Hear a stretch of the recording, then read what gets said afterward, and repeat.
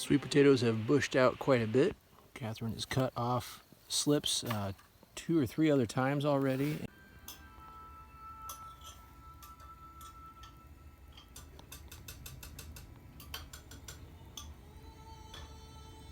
And we planted those slips over here. And now we're digging some more trenches to finish these off, and these will be the rest of our sweet potatoes for this year. It's time to plant the Three Sisters garden this year. On the spring equinox earlier this year, we hosted a Blessing of the Seeds song circle, inviting our friends and family to bless our seeds. Here you can see some of our corn, beans, and squash seeds. And we also offered some of our Cherokee white flour corn to them to take home. This year we had some of our Three Sisters garden covered with a tarp for 2 or 3 months before planting. This helps prepare the garden space by removing the grass and other plants growing there, and it makes for much easier planting. We practice no-till gardening methods for many reasons that we can cover at another time if you're interested. Just let us know in the comments and we will prepare a video for you all about no-till gardening. Here is what it looks like to prepare a 3-foot circle or mound for planting on raw ground without tarping or cover cropping. It took 2 of us working for 5 minutes per 3-foot circle versus 1 minute per mound on the tarped soil. So if you're able to cover the ground with a tarp or carpet or something for at least 6 weeks before planting, we highly recommend that.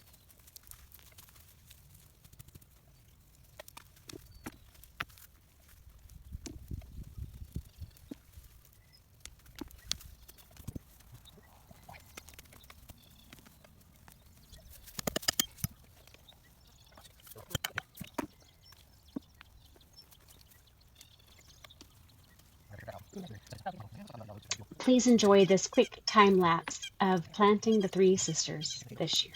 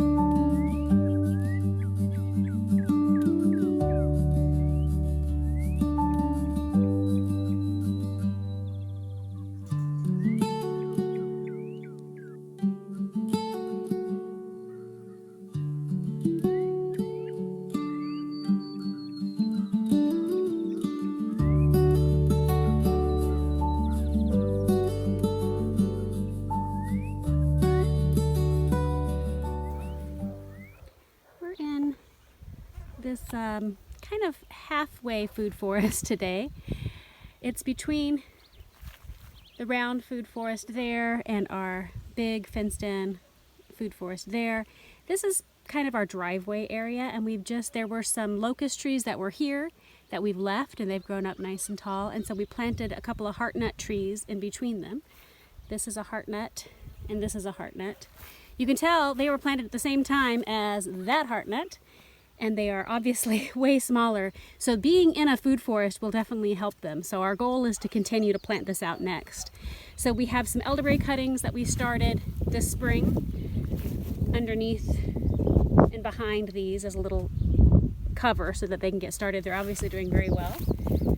And then last fall we also threw some handfuls of seeds on the ground and covered them with these little tree rings that we make to keep them protected from the chickens until they got established. And this is a bunch of cherry seeds that we threw in the ground, and they have sprouted. So I'm working today on dividing them because so many of them germinated in here. I'm going to leave 2 or 3 in this spot, and then I'm going to take the extras and move them over into the other food forest. Philip's already over there digging some holes for us in the food forest. And I'm going to decide which ones are going to stay here. I think the best one, this one's the biggest and kind of strongest, that one I want to leave alone. I don't want to mess up its root system at all. So I'm going to take these kind of external ones, gently dig them out, and go find a new home for it.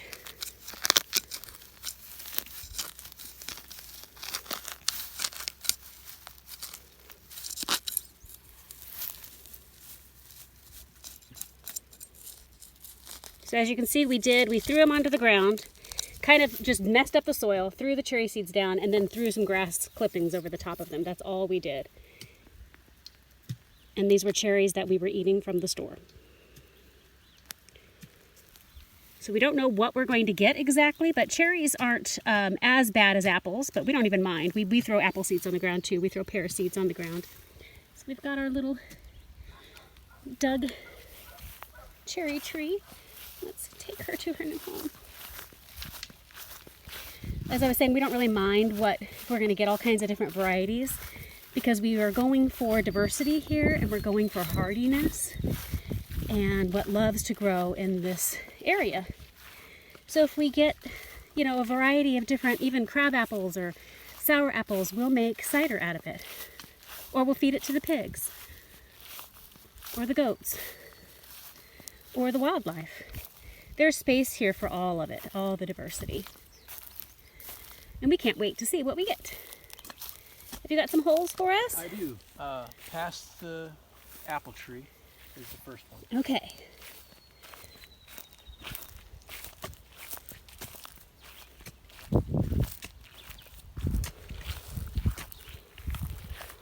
Okay. So I'm going to build up that hole just a tiny bit because this is really shallow. Got a little bucket of compost here.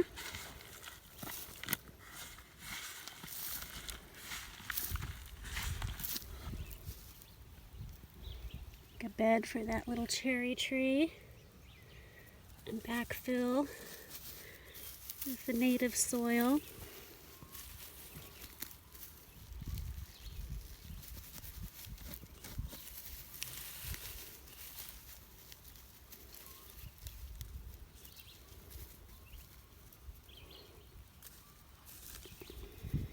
Sorry for the camera.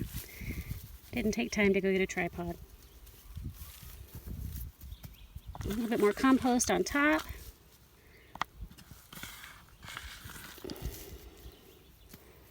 And water her in.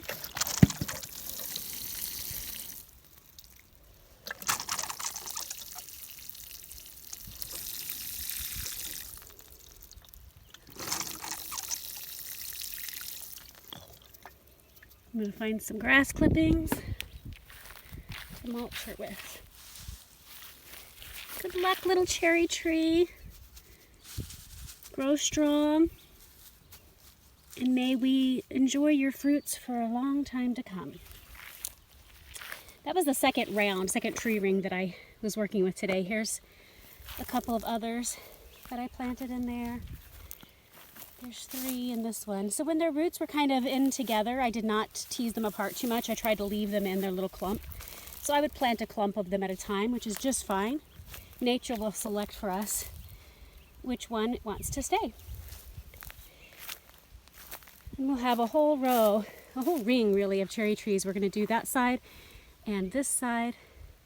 And this is all around. This large heartnut is our tall canopy species here, surrounded by some apple trees.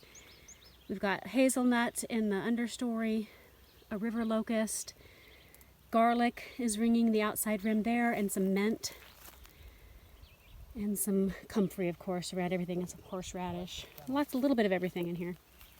Oh, there's even a little kale coming up. That's a perennial kale. Lovely. Didn't even notice that. Wonderful.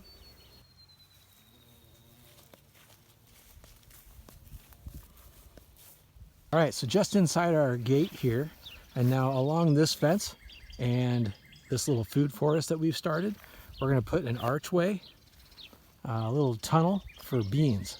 And we're going to plant them using, or put them on cattle panels that are going to start on this side and arch over and attach to the fence. So we can grow them up above us, and we can just walk through and pick beans. So I've gone through and hayed the long stuff with my scythe, and I'm going to use some of that for green hay for the goats right now, and then hopefully make a hay bale to store for later. And now I'm going to run the weed eater and the mower and put cardboard down and start attaching some trellises. All right, so now I'm starting to put the trellises on. I'll drive 2 rebar posts that help hold it here, and I'm tying it onto the fence on this side. So this is where we can grow our beans.